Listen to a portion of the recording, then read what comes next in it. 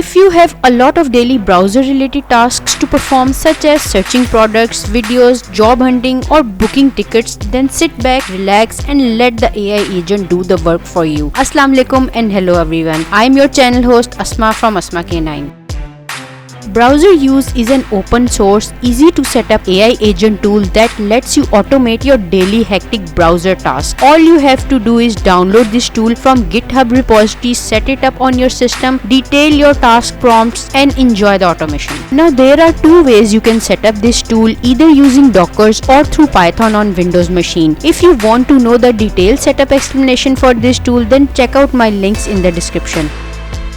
So here I have instructed this AI agent to open a YouTube link, then search for my channel and open it. The moment I click on run agent button, this insanely amazing tool starts performing the task as you can see here. So go check out this tool for yourself and make your work more productive. That's about it. I hope you enjoy this video. Don't forget to like this video, share this video, comment your thoughts and subscribe to my channel for more such interesting videos. Thank you for watching. Take care and Allah Hafiz.